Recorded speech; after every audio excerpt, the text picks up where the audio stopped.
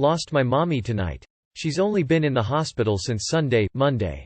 I don't know where else to post, I'm sorry. I don't know. I need to post or comment or vent something, on mobile. I loved my mom. She was my best friend growing up.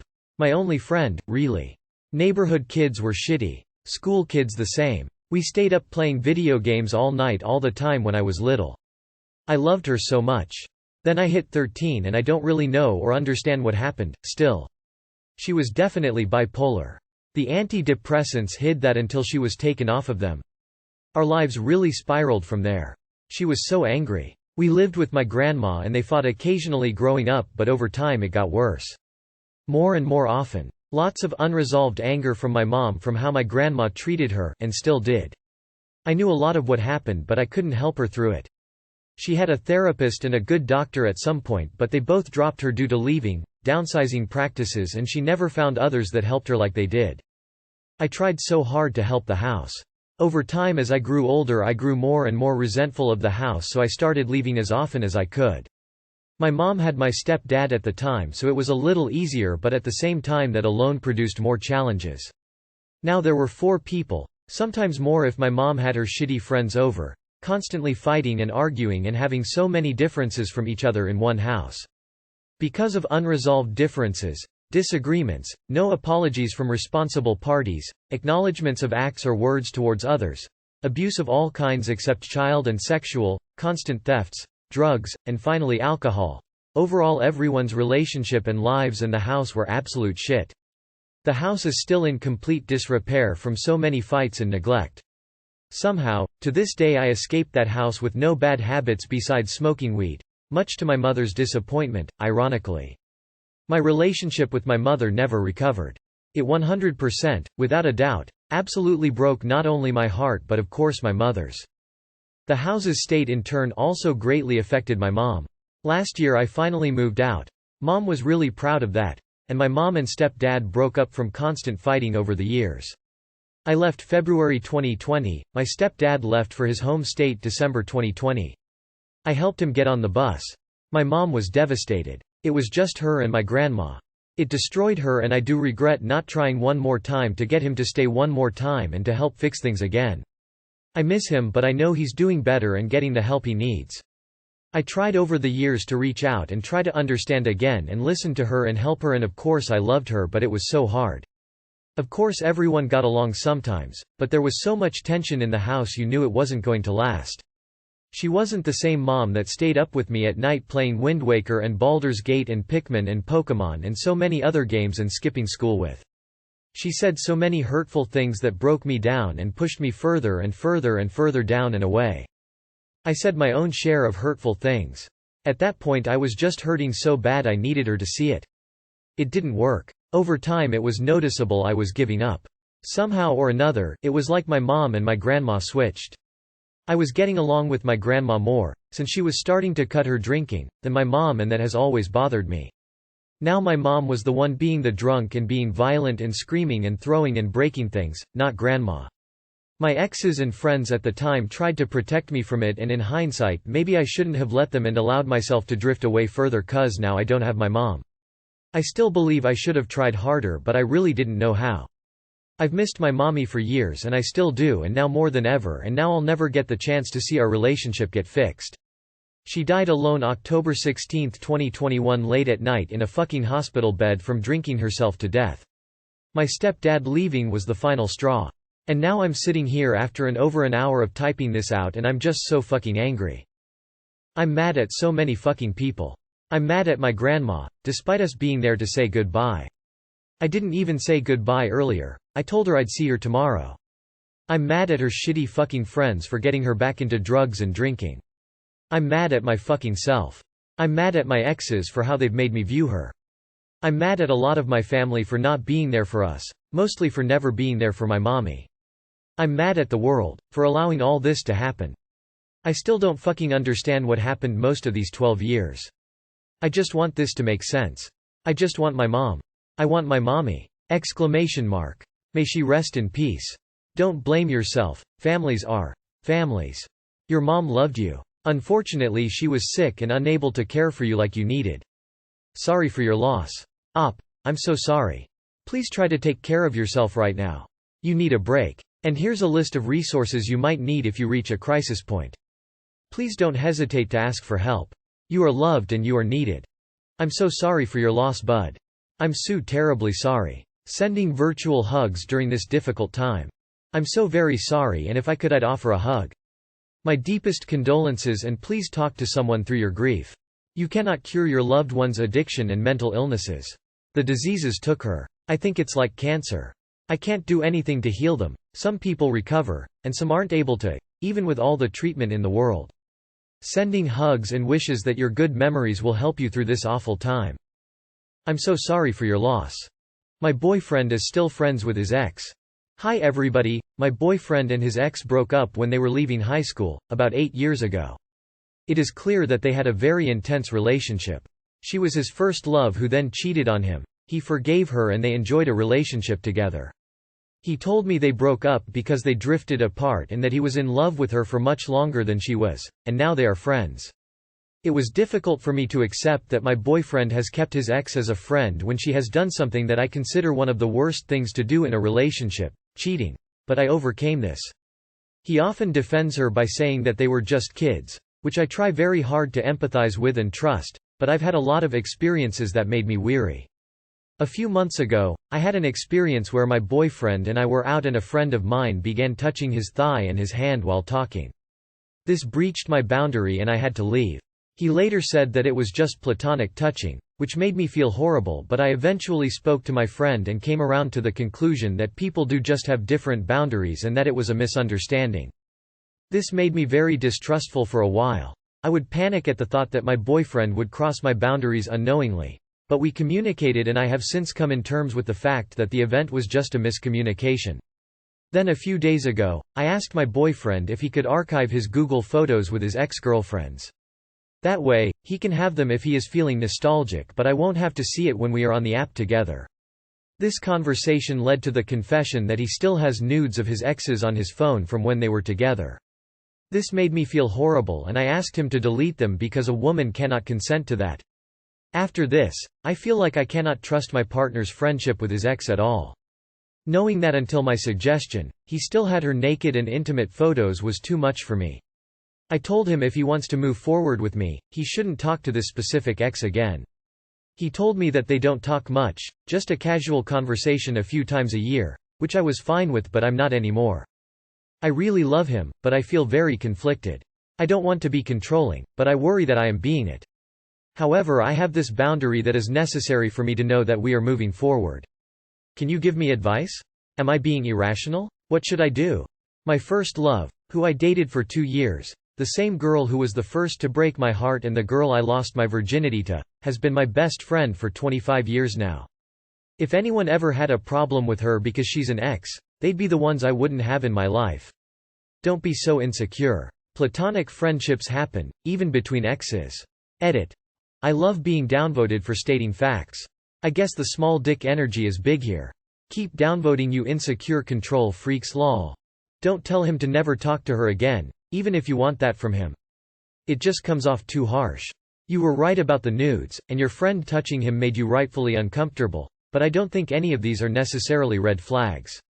You say you two have had a talk about this, so it should be good, but if you're unsure, you can always just talk to him again. You won't become controlling if you're just sincere with him. Maybe even apologize, if you feel like you overreacted.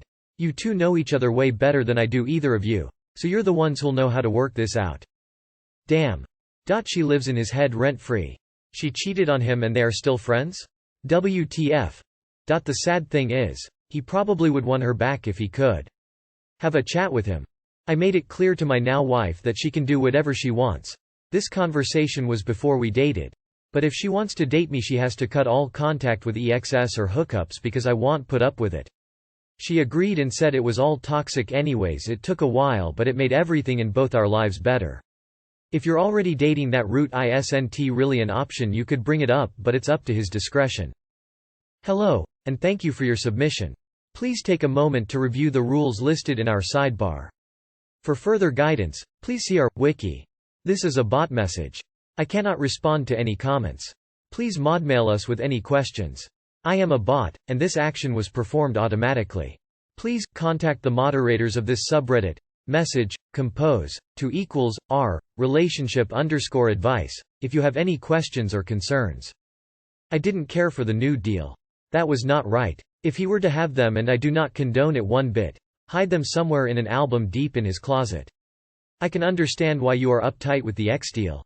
But when my husband's ex finally realized she too cheated on him years ago, that we were a couple, she backed off on her monthly calling, and guess what? This past visit, lives far from him for years now, she skipped his house. Put down some boundaries, but if he chooses this friendship, I am hoping it will fizzle like my man's did with her. You and your boyfriend obviously have very different definitions on boundaries. It's unlikely you can convince him to change his mindset. You will always be uncomfortable knowing he doesn't have clear boundaries. There is nothing wrong with your preferences. There are also women out there who would be okay with his friendship and photos. I think your best bet is to find a more compatible partner. The right person will make you feel secure and won't make you question their loyalty to you. No, you aren't being irrational. I would say you've done everything right and have been more than gracious with him. This isn't controlling. You want a relationship with him, not him and his fantasies about his nude exes. Believe me, if he keeps those around, it will impact the way he sees you. What should I do with the situation I am in with my wife of 18 years? 42 male, 44 female. How should I handle this situation with my wife of 18 years? My wife was invited to go with her mom on a 2-week cruise through Italy and time in Texas visiting family totaling 30 days apart. I was happy for her being able to go. Took her to the airport, kissed and said our goodbyes. She arrives in Texas and we stay in communication for 2 days. She would FaceTime at the end of the night these 2 nights. Then she doesn't call or be able to be called the next 3 days. On the start of the 4th day, I finally contacted her by sending her mom a text asking to call me, and another 24 hours passes by. They have already arrived in Italy. Over text she says her phone hasn't been working. This just seemed like it was bullshit, but maybe I am wrong. I got over that and I said text me tomorrow and asked her to try to figure out the phone problem so we can communicate on this trip. The next day comes, I finally had to text her on her mom's phone again, and she says she doesn't have time to talk. They're getting on the cruise ship. Bye, she says. I haven't heard from her in about a week, and there is another week on the ship and a week back in Texas left. So far I feel a little betrayed by her not contacting me, because if I was in her situation I would make sure to call her once or twice each day. I love her, she knows this, though she had love for me, but I am starting to question this now. I am sure on a cruise ship you can easily call home. I am lost. Any advice on what I should do? I also should add that she knew it would bother me if she didn't call me, so I feel like she might have done this to cause me pain. Do people actually do that? Update. So I think I got this figured out, and it's much worse than I originally thought. A few weeks before her leaving on this trip we were talking, and I said that it would be good for us to take bit of time apart and that I would use the time alone for self-improvements. Saying this knocked the wind out of her, and she almost acted like she didn't want to go on the trip anymore. We discussed staying in contact. She knew it would bother me if she didn't and does it anyways. I think she enjoys seeing me hurt. Am I crazy, or does it seem like she enjoys hurting me? Just relax. Enjoy time alone. You got the whole house to yourself for a month. I can't say if there's something fishy going on or not. But if you trust wife, then let her enjoy her time and you do the same. If you notice a change in her behavior towards you when she gets back, then IDK maybe you have a problem. But don't worry yourself. Maybe you can become unavailable when she calls or texts. IDK. I probably would be concerned too, however it could very well be innocent. I mean, together for 18 years. I am guessing you haven't had a month away from each other. Maybe she just happy to have a bit of freedom and space. I said that it would be good for us to take bit of time apart and that I would use the time alone for self-improvements. Well, have you been using the time for self-improvement? She's on a cruise, with her mom in Italy. She's distracted and likely exhausted by the end of the day. When my parents were in London, they had trouble getting their phones to work with the international plans and then sorting time zones. They were gone a month and I talked to them a handful of times at most. It's really easy to be in a new place seeing all kinds of things to just lose track of time. Then be exhausted at the end of the day. Trying to figure out time zones and when it's convenient is just complicated to get the hang of. She's probably focusing on the things she's seeing and time with her mom. Time is flying and she hasn't realized it's been that long. Have you had a chance to have a conversation with her openly about your need to feel connected with her, carried by the format of phone call, text, FaceTime? Might be helpful. Your wife sucks. Honestly, that would be a deal-breaker for me. She's absolutely purposefully causing you harm. You told her you wanted time apart? Did you also say in the time apart you'd work on yourself? Well, I mean, shouldn't you be happy then, and working on yourself? I feel like she's giving you what you asked for. I mean, it's still not cool to just go and see like that halfway around the world. At least let me know you're okay or something. I see that part. But you told her you wanted time apart. Respect that she's on vacation halfway around the world and will talk to you soon. Am I crazy? Or should I leave my boyfriend? 1. So yesterday, I needed to get my parents' dogs from my family's house because they went on vacation. One of the dogs is perfectly fine, but the other dog has extremely bad anxiety when it comes to car rides, so the entire car ride he tries to crawl up onto your neck, and he's a big dog, 60 pounds. I asked my boyfriend to go with me, so he could hold him in his lap because that's all the dog needs is to be held. He refused to go with me and told me that he's tired and doesn't feel like going. Me and my mom explained that it's dangerous for me to drive alone, 2 hours, one way alone with the dogs. He literally just didn't care. He said he's exhausted because he woke up early and just wanted to chill. I ended up going alone to get the dogs, and the dog that is usually fine acted crazy and I almost got into a car wreck on the interstate. When I brought it up to my boyfriend how much his actions hurt me, he said that I act like a child and act like I need him to hold my hand all the time and that I'm not able to do anything on my own. 2. He honestly acts like he just has no empathy or compassion. He knows I have extreme anxiety but just acts like it's so annoying to him, and always just gets mad when I'm super anxious and tells me to just get over it. Tells me I need a therapist because I'm starting to make him depressed and that I need someone to talk to. 3. He told me he wishes I had my friends back so I wouldn't be up his ass anymore, because I asked him to ride to the store with me, only because I just wanted to spend some time with him. 4. He doesn't act interested in anything that I like. He wanted to go to a football game all the way in Cali, which were $400 a ticket. I was cool with it. He likes it, so I would obviously like it also. I didn't care to get a $400 ticket and pay for my own flight, probably around $400 also. But I asked him to go to a county concert with me in our town and he just replied, "I'm not going to that country shit." That just broke my heart. I was willing to fly across the country to do something with him that he enjoys, and pay $800 and he wouldn't go to a country concert in our town, for $45. I even told him I would pay for his ticket because I love this artist and he refused. 5. This might sound kind of silly, but everyone in my life has always found me absolutely hilarious. He literally never laughs from me, and he has killed my confidence to even make jokes anymore. 6. He has killed my humor. I don't even listen to my music anymore because it's gay, or it's lame. He just makes me feel like such a loser about some things. All we ever talk about us is football, or watch football, or I get to hear about how Tom Brady blah blah blah, or any other bullshit. We never talk about us, or me, just fucking football. I'm so over that shit. The problem is I moved to a new town with him and I don't know any people here. We're both in university, but I'm not wanting to waste any more time if this just screams red flags. I hate wasting time. So what do you guys think? Am I trippin' like he says? Or do my feelings actually make sense? This guy sounds like an ass. You should definitely leave. Leave him. You've given him every chance and more. People who understand us are hard to find, but they're the ones worth waiting for. He's a turd. What are you still doing with this guy? Sounds like he doesn't care about you at all. Sad face. Mama said, all the red flags you ignore end up becoming the reasons you leave later on when you are wiser. Trust everyone on here saying to get out and move on. You want someone who says I would love to take a road trip with you. What snacks are we buying? Those are the stories that you tell later on in life. 1. You're completely right, this screams red flags left and right. You know what should be done. 2. If your anxiety is that bad, consider therapy or medications. 3. Get your dog medicated and or get a doggy seat belt and strap them in. It's detrimental to you and the dog if you can't take care of it well. He sounds narcissistic and you are wasting your time. If you are in university, join some campus activities or say hi to someone in your class. You'll make friends soon enough. Geez, I see no positive reason to stay with this guy at all. I'd kick his ass to the curb.